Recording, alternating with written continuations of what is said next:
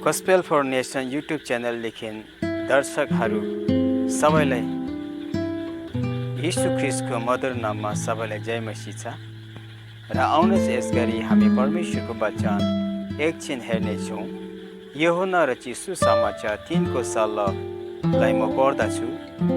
किनभने परमेश्वरले संसारलाई यस्तो प्रेम गर्नुभयो, उहाँले आफ्नो एकमात्र पुत्रलाई दिनुभयो, उहाँमाथि विश्वास गर्ने प्रत्येक नाश नहोस्, तर त्यसले अनन्त जीवन पाओस्।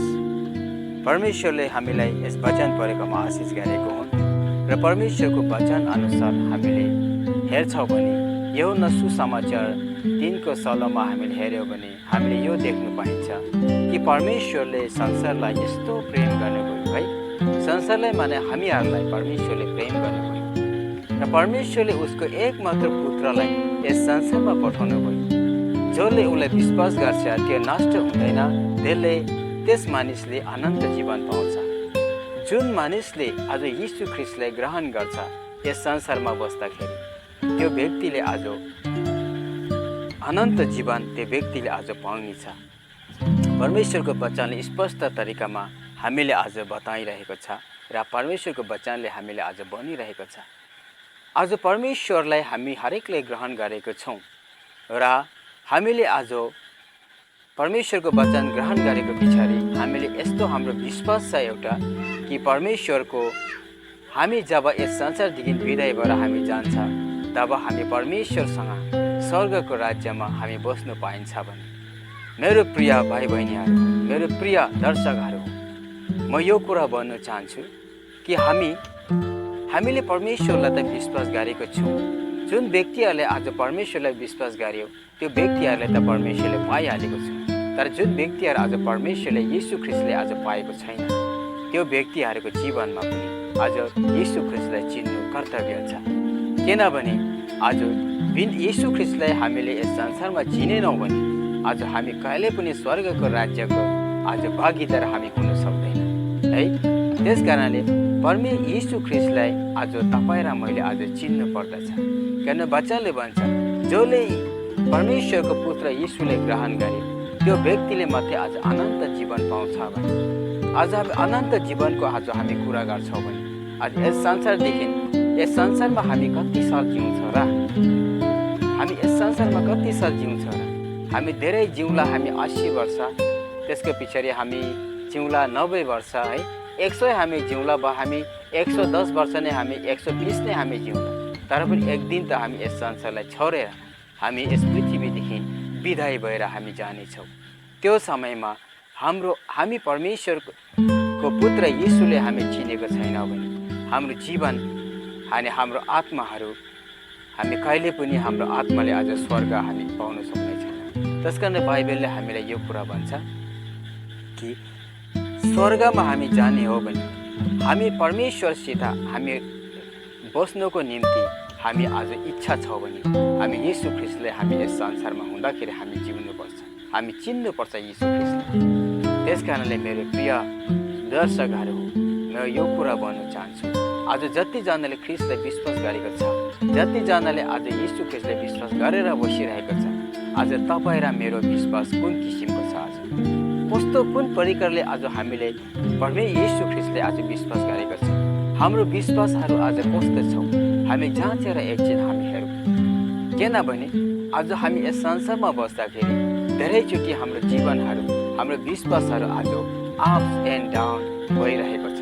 किनभने हामी जब संसारलाई हेर्छौँ, हामी जब संसारको आज भइरहेको घटनाहरूलाई हामी हेर्छौँ, हाम्रो जीवनको परिस्थितिलाई हेर्छौँ, घरको अवस्थालाई हामी हेर्छौँ, साथीभाइहरूको अवस्थालाई जब हामी हेर्छौँ, हाम्रो जीवनको अवस्थाहरू, हाम्रो परिवारको अवस्थाहरू जब हामी हेर्छौँ त्यतिखेर धेरैचोटि हाम्रो जीवनमा आज दुःख आउँछ र निराशाले आज भरपुर हाम्रो जीवनहरू हुन्छ। हामी निराशा हुन्छौँ र कति प्राय आज हाम्रो जीवनमा आज हामीले चाहेको जस्तोहरू हुँदैन। त्यस कारणले त्यो समयमा हामीले कोही बेला हामीले सोच्छ कि मैले यीशुलाई प्रार्थना गरेको थिएँ अनि मैले मागेको पनि थिएँ, तर मेरो जीवनमा किन यो कुराहरू भइरहेछ? कि परमेश्वरले मेरो प्रार्थना सुनेन के हो? भन्ने कुराहरू हामीले प्रश्नहरू हुन्छ। तर मेरो प्रिय भाइ बहिनी, मेरो दर्शकहरू, म यो कुरा भन्न चाहन्छु आज विश्वास भनेको एउटा हामीले कहिले पनि डगमगाउनु हुँदैन। किन विश्वास भनेको यो एउटा यस्तो खालको एउटा कुरा हो।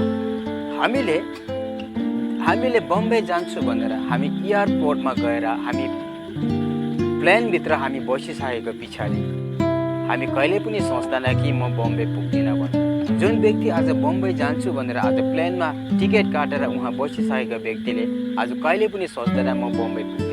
उसले जहिले पनि यही सोच्छ प्लेनमा बसेको पछाडि, टिकट काटेर प्लेनमा बसेको पछाडि म चाहिँ अब निश्चय म चाहिँ अब मुम्बई म पुग्ने छु भनेर। मेरो प्रिय भाइ बहिनीहरू, मेरो दर्शकहरू, म यो कुरा भन्न चाहन्छु आज ख्रिस्टले हामीले एकखेप ग्रहण गरेपछि हामी कहिले पनि हाम्रो विश्वास डगमगाउनु हुँदैन।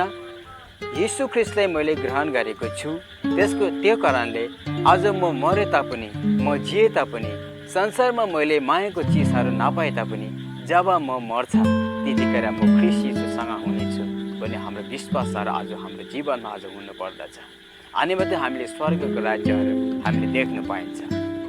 त्यस कारणले मेरो प्रियहरू, म यो कुरा भन्न चाहन्छु आज हाम्रो जीवनमा आज विश्वासको कुरा हामीले गर्छौँ भने, हामी विश्वास छैन भने आज हामी स्वर्गको राज्य हामी पुग्न सक्दैनौँ। किनभने हामी यस संसारदेखि जब हामी विदाई भएर जान्छ त्यतिखेर हामी परमेश्वर कहाँ हामी जानु नै पर्छ। परमेश्वरको वचनले यो कुरा भन्छ हाम्रो माटोको शरीर चाहिँ माटोमै मिल्नेछ र जुन आत्मा परमेश्वरले हामीले दिएको छ फुकेर त्यो चाहिँ परमेश्वरमै फेरि फर्किने छ भनेर परमेश्वरको वचनले यो कुराहरू गर्छ। त्यस कारणले मेरो दर्शक प्रिय भाइ बहिनी, आज म यो कुरा भन्न चाहन्छु कि आज जसले ख्रिस्टलाई ग्रहण गरेको छ त्यो व्यक्ति, हामीहरू जो ख्रिस्टलाई ग्रहण गरेको हामी छौँ, हामीहरू हाम्रो विश्वासहरूलाई हामी डग नमगाउँ। हाम्रो विश्वासहरूलाई हामी मजबुतसित हामी राखौँ र हामी निरन्तर परमेश्वरमा हामी विश्वास, हाम्रो जीवनमा विश्वास राखौँ। र जुन व्यक्तिहरूले आज यीशु ख्रिस्टलाई चिनेको छैन अहिले पनि म तपाईँहरूलाई भन्दछु कि ख्रिस्ट यीशुलाई चिन्नु चाहिँ हाम्रो जीवनमा बहुत ठुलो कुरा हो र हामी चिन्नै पर्छ। आज म एउटा उदाहरण तपाईँहरूलाई दिन्छु कि म आज दिल्ली गएछ भने म चाहिँ आज दिल्ली गएछ भने आज म दिल्लीको टिकट मैले काट्नै पर्छ। दिल्ली जाने बाटोदेखि नै म दिल्ली जाने बाटोबाटै मै जानुपर्छ। आज म प्लेनमा गए तापनि आज प्लेनको जुन एयरवेज छ त्यो दिल्ली जाने एयरवेजबाटै म जानै पर्छ दिल्ली जाने हो भने। आज म ट्रेनमा गए तापनि दिल्ली जाने ट्रेनको ट्र्याकद्वारै म दिल्ली जानुपर्छ।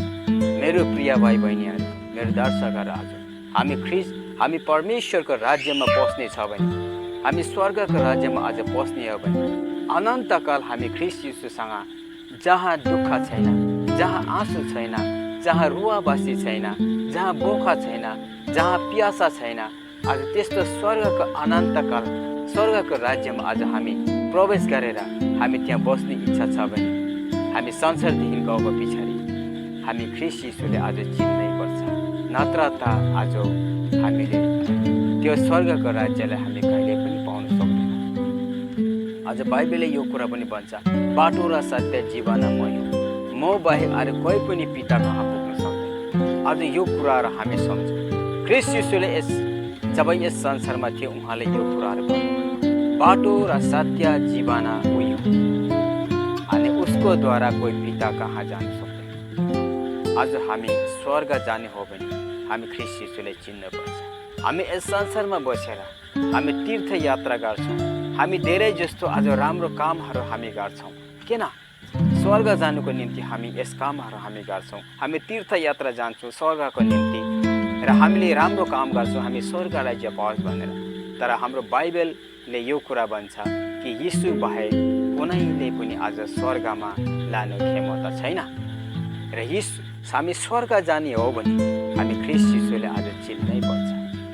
आउनुहोस् मेरो प्रिय दर्शकहरू, मेरो भाइ बहिनी, आमा बाउ, आज हरेकलाई म यो कुरा आज तपाईँहरूको अगाडि म भन्न चाहन्छु।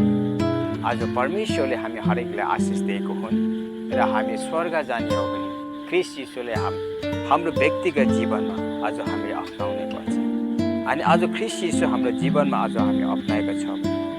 आज अप्नाएको छैन भने हामी अहिले यस समय ख्रीष्ट यीशुलाई हाम्रो जीवनमा आज अप्नाऊ र हामीले भनौँ हाम्रो अन्तर हृदयदेखि हामी ख्रीष्ट यीशुलाई हाम्रो जीवनमा हामी निम्ताउँ र हामी ख्रीष्ट यीशुलाई हामी बोलाउँ र हामी भनौँ हाम्रो हृदयमा तपाईँहरू जहाँ हुनुहुन्छ, जस्तो कन्डिसनमा हुनुहुन्छ, जुन कन्डिसनमा तपाईँहरूले यो वचनलाई सुनिरहेको छ त्यही कन्डिसनमा तपाईँहरूको हृदयमा भन्नुहोस्, येशू ख्रीष्ट तपाईँ मेरो जीवनमा आउनुहोस् र मेरो जीवनमा तपाईँले राज गर्नुहोस् प्रभु, र म तपाईँको हुनेछु, तपाईँले मलाई साथ दिनुहोस् र म मरेको पछाडि म नर्कमा जानु चाहदिनँ, म चाहिँ स्वर्गमा तपाईँसँग जानु चाहन्छु, जहाँ बोखा छैन, जहाँ तिर्खा छैन, जहाँ बिमार छैन, जहाँ मृत्यु छैन, त्यो रमाइलो स्वर्गको राज्यमा म तपाईँसँग बस्ने इच्छा छ भने हामी परमेश्वरको अगाडि हाम्रो हृदयमा हामी प्रार्थना गरेर हामी परमेश्वरलाई हाम्रो जीवनहरू हामी समर्पित गर्नेछौँ। अनि तपाईँहरू समर्पित गर्नुहोस् र तपाईँहरूले परमेश्वरले धेरै आशिष दिनुहुन्छ र सबैलाई जय मसीह र धन्यवाद।